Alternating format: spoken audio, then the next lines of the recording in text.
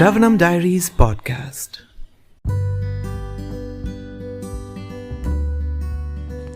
Hare Krishna, we're continuing to read Bhagavad Gita as it is, the book by His Divine Grace, Abhayacharanaravindra Bhaktivedanta Swami Srila Prabhupada, Chapter 15, Yoga of the Supreme Person, Text 13. Gama Vishya cha bhutani dharayam yahamojasa pushnami chaushadhi sarva somo bhutva rasatmaka. I enter into each planet, and by my energy they stay in orbit. I become the moon, and thereby supply the juice of life to all vegetables. Purport. It is understood that all the planets are floating in the air only by the energy of the Lord. The Lord enters into every atom, every planet, and every living being. That is discussed in the Brahma Samhita. It is said there that one plenary portion of the Supreme Personality of Godhead, Paramatma, enters into the planets, the universe, the living entity, and even into the atom. So, due to his entrance, everything is appropriately manifested. When the spirit soul is there, a living man can float on the water. But when the living spark is out of the body and the body is dead, the body sinks. Of course, when it is decomposed, it floats, just like straw and other things. But as soon as the man is dead, he at once sinks in the water. Similarly, all these planets are floating in space, and this is due to the entrance of the supreme energy of the Supreme Personality of Godhead. His energy is sustaining each planet just like a handful of dust. If someone holds a handful of dust, there is no possibility of the dust's falling. But if one throws it in the air, it will fall down. Similarly, these planets which are floating in the air are actually held in the fist of the universal form of the Supreme Lord.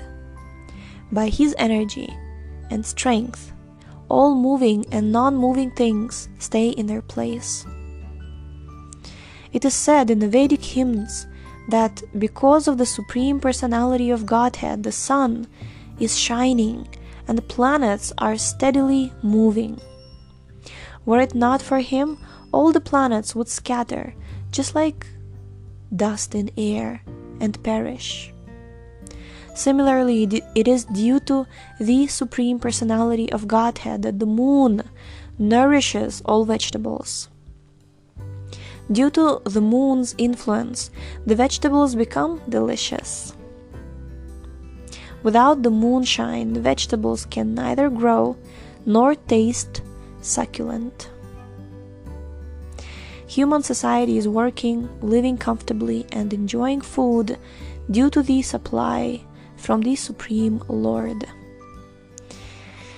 In this connection, I'd like to mention that I heard one interesting comment from one devotee who was comparing vegetables grown in Europe, somewhere, I don't remember which country, but he was saying that, vegetables, they're not very tasty that you buy in the shops.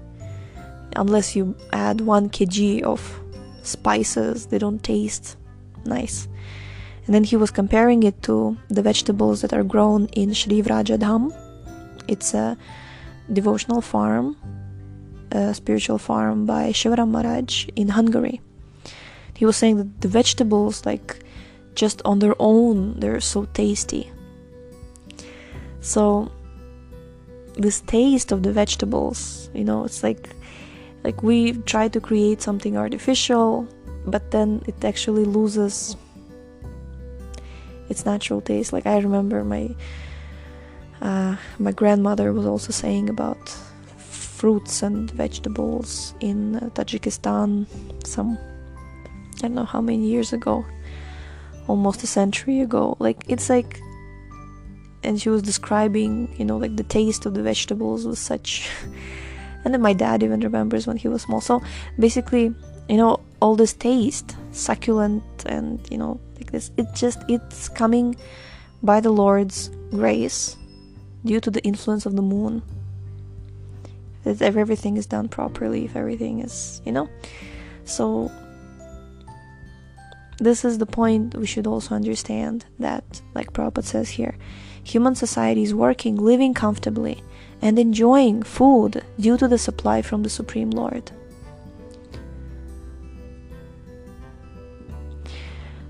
Continuing, otherwise mankind could not survive. The word rasatmaka is very significant. Everything becomes palatable by the agency of the Supreme Lord through the influence of the moon.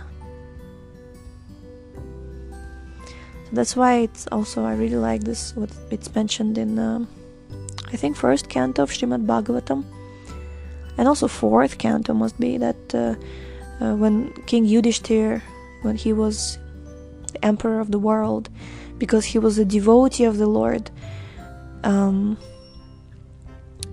all of the natural resources, they would be like, the earth would be supplying all the opulences that you can find. So this is actually, of course, an opulence, like like good harvest, rains, minerals, like natural, of these, like precious stones. Like it's described even that, for example, when the rain is falling on the ocean on a particular nakshatra, only then particular type of coral is, or some precious metal, or something precious from the ocean, it's able to be created. So it's like all of these wonderful universal laws, they're actually working by the Supreme Lord's grace.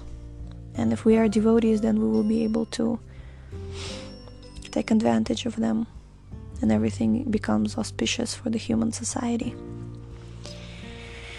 Alright, text 14. Aham vaishvanaro bhutva praninam deham ashrita pranapana samayukta pachamyannam chaturvidham. I am the fire of digestion in the bodies of all living entities, and I join with the air of life, outgoing and incoming, to digest the 4 kinds of foodstuff. Purport. According to Ayurvedic Shastra, we understand that there is a fire in the stomach which digests all food sent there. When the fire is not blazing, there is no hunger, and when the fire is in order, we become hungry. Sometimes when the fire is not going nicely, treatment is required. In any case, this fire is representative of the Supreme Personality of Godhead. Vedic Mantras, Brihadaranyaka Upanishad 5.9.1 also confirm that the Supreme Lord, or Brahman, is situated in the form of fire within the stomach and is digesting all kinds of foodstuff. Ayam Agnir Vaishvanaro Yoyam Manta Purusheye Nidam Annam Pachyate. Therefore, since he is helping the digestion of all kinds of foodstuffs, the living entity is not independent in the eating process. Unless the Supreme Lord helps him in digesting, there's no possibility of eating. He thus produces and digests foodstuff, and by his grace we are enjoying life. In the Vedanta Sutra 1.2.27, this is also confirmed. Shabdadibhyo Shabdadibhyontah pratishtanacha. Hare Krishna. The Lord is situated within sound and within the body, within the air and even within the stomach as the digestive force. There are 4 kinds of foodstuff. Some are drunk, some are chewed, some are licked up, and some are sucked. And He is the digestive force for all of them. And now we will read my favorite verse. Yeah, my favorite verse. That's all. Text 15. Sarvasya chaham hridi sannivishto mata smritirgyanam apohanam cha vidaischa sarvaraham eva vidyo vidanta kridveda videva chaham. I am seated in everyone's heart, and from me come remembrance, knowledge, and forgetfulness. By all the Vedas I am to be known. Indeed, I am the compiler of Vedanta, and I am the knower of the Vedas. Purport. The Supreme Lord is situated as Paramatma in everyone's heart, and it is from Him that all activities are initiated. The living entity forgets everything about his past life, but he has to act according to the direction of the Supreme Lord, who is witness to all his work. Therefore, he begins his work according to his past deeds. Required knowledge is supplied to him, and remembrance is given to him, and he forgets also about his past life. Thus, the Lord is not only all-pervading, He is also localized in every individual heart. He awards the different fruitive results. He is worshipable not only as the impersonal Brahman, the Supreme Personality of Godhead, and the localized Paramatma, but as the form of the incarnation of the Vedas as well. The Vedas give the right direction to people so that they can properly mold their lives and come back to Godhead, back to home. The Vedas offer knowledge of the Supreme Personality of Godhead, Krishna, and Krishna in his incarnation as Vyasadeva is the compiler of the Vedanta Sutra. The commentation on the Vedanta Sutra by Vyasadeva in Srimad Bhagavatam gives the real understanding of the Vedanta Sutra. The Supreme Lord is so full that for the deliverance of the conditioned soul, He is the supplier and digester of foodstuff, the witness of His activity, and the giver of knowledge in the form of the Vedas, and as the Supreme Personality of Godhead, Sri Krishna, the teacher of the Bhagavad Gita. He is worshipable by the conditioned soul. Thus, God is all good. God is all-merciful. Anta pravishta shasta jananam. The living entity forgets as soon as he quits his present body, but he begins his work again, initiated by the Supreme Lord.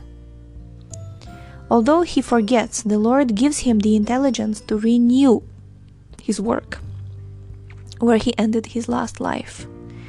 So not only does a living entity enjoy or suffer in this world according to the dictation from the Supreme Lord, situated locally in the heart, but he receives the opportunity to understand the Vedas from him.